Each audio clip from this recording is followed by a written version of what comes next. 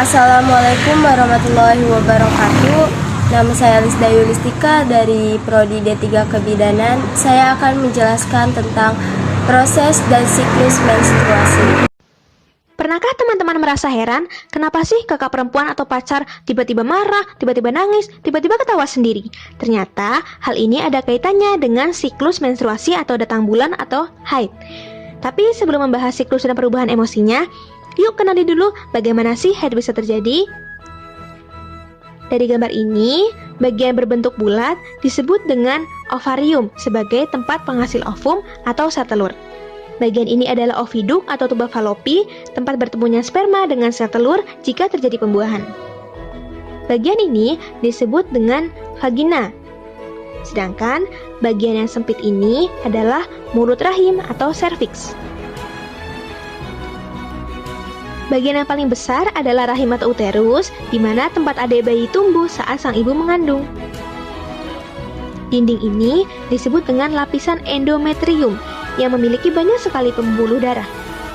Dinding ini jugalah yang nantinya akan luruh dengan sel telur saat menstruasi.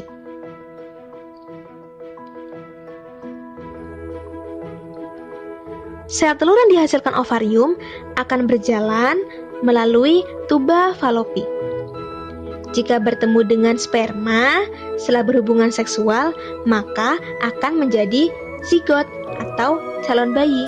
Sedangkan jika tidak dibuahi oleh sel sperma, maka sel telur akan terus berjalan ke rahim. Ovum akan menempel di endometrium, dan pada saat rahim berkontraksi, akan luruh bersama dengan dinding endometrium yang mengandung banyak sekali pembuluh darah. Nah, peristiwa inilah yang disebut dengan menstruasi. Keluarnya darah dari vagina wanita.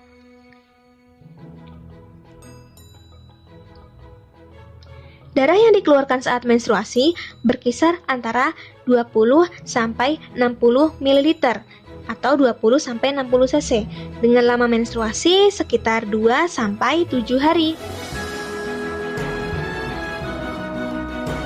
Terdapat 4 fase pada menstruasi, yaitu mens, fase folikular, ovulasi, luteal atau pramenstruasi. Pada fase menstruasi, misalnya seorang remaja putri, sebut saja namanya Mawar, mulai menstruasi tanggal 1 sampai 7 Maret. Mulai tanggal 1, 2,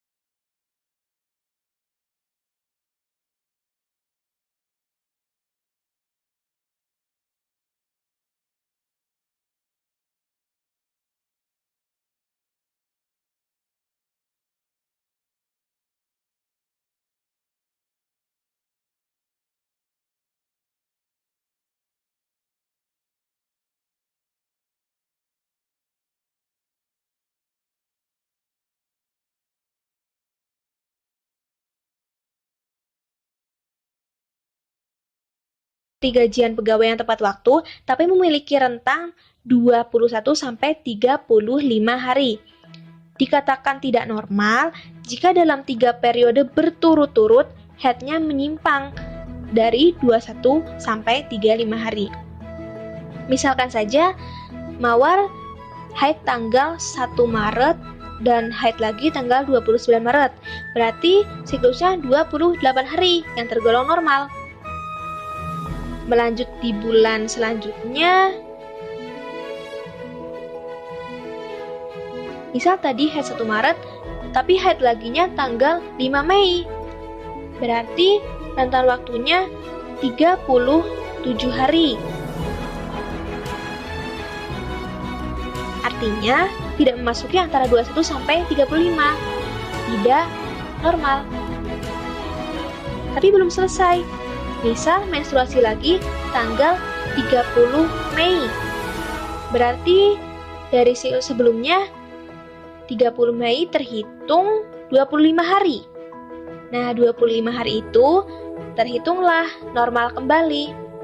Kesimpulannya, siklus Mawar masih termasuk normal karena hanya 1 kali tidak sesuai. Tapi dikatakan tidak normal jika 3 periode berturut-turut menyimpang. Lalu, ada loh agenda penting pada remaja putri selain mengganti pembalut minimal 3 kali sehari. Salah satunya membuat kalender menstruasi agar mengetahui apakah siklusnya normal. Bagi penderita dismenor atau nyeri saat haid, bisa mengompres bagian rahim atau perut dengan air hangat yang dimasukkan ke dalam botol. Tentunya berolahraga jangan ketinggalan untuk menjaga keseimbangan hormon dan menjaga kelancaran aliran darah setidaknya 20 menit berjalan dalam 1 hari. Konsumsi makanan bergizi seimbang yang mengandung karbohidrat, sayur, vitamin, lauk pauk, terutama makanan yang kaya akan zat besi agar regenerasi sel darah merah lebih lancar serta terhindar dari anemia.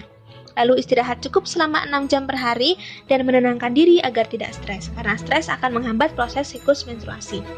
Tentunya menghindari konsumsi makanan atau minuman yang mengganggu metabolisme tubuh seperti rokok dan alkohol. Jika ada keluhan mengenai siklus menstruasi, segerakan periksa ke dokter atau orang tua agar mendapat solusi yang tepat.